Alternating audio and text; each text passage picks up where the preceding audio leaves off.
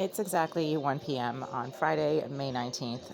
I am making this video because over the last 3-4 days, I've had a series of inspections that I requested scheduled for this unit from inspectional services. First, it was from the housing division, and then it was from the building division.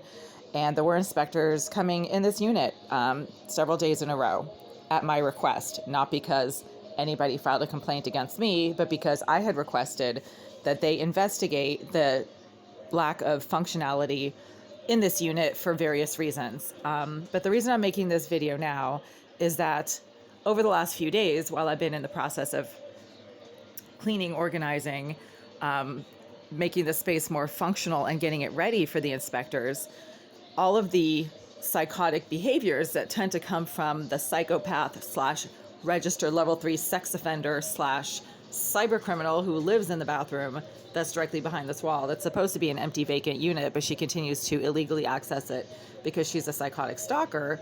Over the last few days, all of her behaviors seem to have stopped miraculously. Like all of a sudden, starting on Tuesday, which was May 16th, there were very few to almost no marijuana fumes, banging noises when I tried to use my toilet, noises when I tried to use my shower, and very little to almost no remote capacity electronic tasering or whatever kind of device she uses to zap people at close range, but remotely, presumably through walls, which means she's using some type of Wi-Fi emitting or radio frequency emitting or microwave emitting electronic device or equipment that zaps people at close range, but again, remotely. There has been none of that over the last 4 days. But now that the inspections are over and the last inspector left 24 hours ago, it has started again. And there are problems, the same problems are starting. So there's marijuana fumes coming from directly behind that wall right there because I just tried to use my toilet just now. Quickly, quietly, very suddenly. Nobody should have any knowledge of what I do in the privacy of my bathroom because it has walls and I have radios going in there, right? Can you hear the radios? Those radios are kind of loud.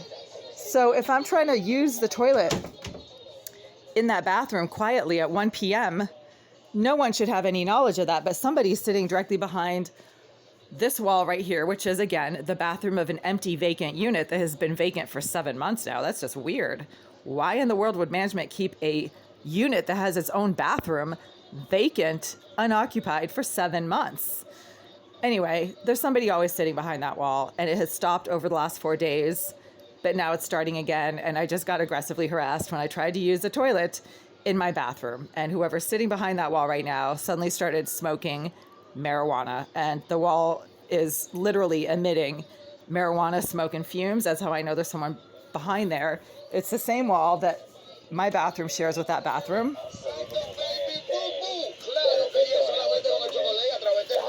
So just now, as I was trying to use this toilet, someone behind this wall started smoking marijuana and getting agitated directly behind this wall. So I'm going to have to start covering things up again. I mean,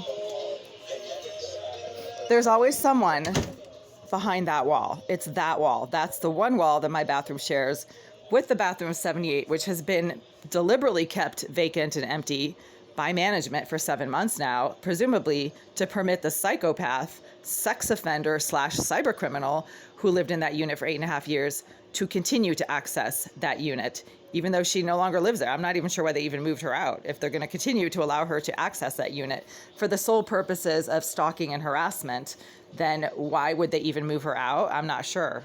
It's just weird. There's a lot of weirdness going on in this building because the landlord is a crooked slumlord who bends the rules and does not adhere to the laws and has no concept of tenants' rights. So I am unable to use a toilet in my bathroom without getting aggressively harassed by a psychotic sex offender who is in the Massachusetts Sex Offender Registry under the name J. Irizarry, and they are a registered level 3 sex offender, and they're constantly engaging in aggressive and disruptive behavior whenever I try to use a toilet in my bathroom, regardless of which radios I have going on the back of the toilet for privacy, regardless of what I cover the walls with so that they can have less of a chance of seeing or having knowledge of what I do in that bathroom. And it's always when I actually use a toilet. I've tried to go into that bathroom and pretended to sit on the toilet. Like, okay, so I'll just sit here with my clothes on and see what happens. And nothing happens. It only happens if I actually have to remove some kind of clothing to actually use the facilities. So there are surveillance devices probably on the toilet itself that allows these sick and twisted sex offenders who are also specializing in surveillance, apparently, to see and have knowledge of what I do in and around that toilet. And it happens every time. So again, we're in the middle of a busy Friday afternoon. I'm trying to get ready to get out of here. And I quickly and quietly try to use my toilet, and boom, after 4 days of absolutely no marijuana fumes, no wall smacking, no remote tasering or whatever kind of device she uses to zap people at close range through walls, it just happened all at once, all over again, as I was sitting on my toilet just now. And there should not be any way that this psychopath sex offender, cyber criminal, should have any way of knowing what I do on my toilet, especially after 4 days of inspections and of me clearing everything out, removing things. And now it just started all over again at 1 p.m. So she's right there. She's sitting directly behind that wall. And because she's a psychotic stalker who wants people to know that she's right there, she doesn't try to be subtle about it. Like, she wants you to know that she's sitting just a few inches away from your toilet so that you feel fear and intimidation when you try to use that toilet. That's what psychopaths get off on creating in other people. They get off on creating fear, distress, and harm in other people. And that's why all serial killers are psychopaths. But not all psychopaths are serial killers, but they do other crazy, creepy, disgusting things like this one who sits right here behind this wall on a daily basis.